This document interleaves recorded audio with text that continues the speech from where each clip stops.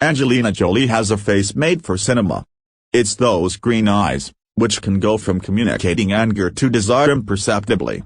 It's her famous pout, which can devastatingly unfurl vulgarities and compliments with equal aplomb.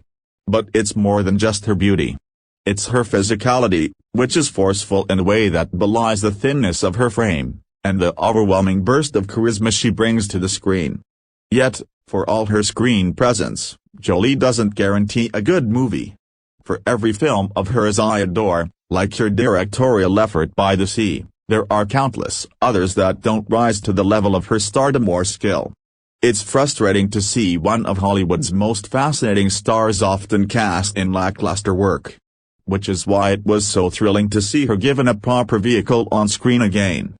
Going into Those Who Wish Me Dead, I was curious more than anything, especially given the involvement of Taylor Sheridan as a co-writer and director.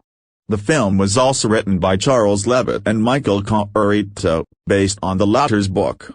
Sheridan, creator of the hit series Yellowstone, has been involved in work that piques my interest, including as the writer of Sicario and Hell or High Water.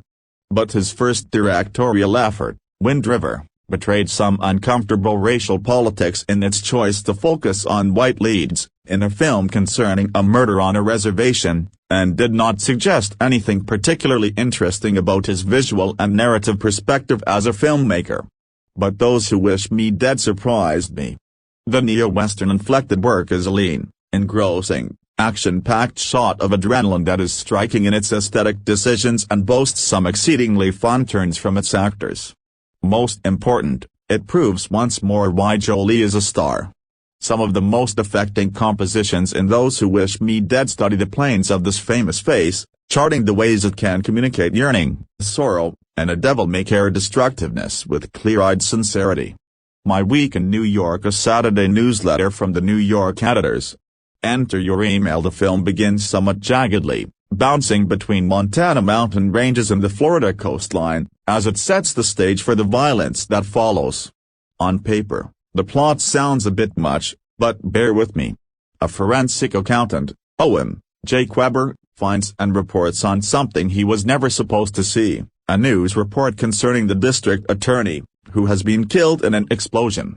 A mysterious group of powerful people, who want to keep that information hidden, hire two hired assassins, Jack, Aidan Gillen, and Patrick, Nicholas Holt, to track down Owen.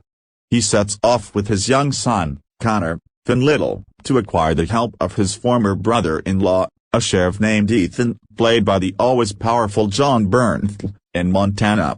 Owen is murdered by the assassins, and during his frantic quest to survive, Connor crosses paths with a Montanan smoke jumper, Hannah Jolie, living in a fire tower. The two bond as they evade the assassins, who start a massive fire to cause confusion. This may sound a bit tangled, but the film is in fact quite simple in narrative design, which is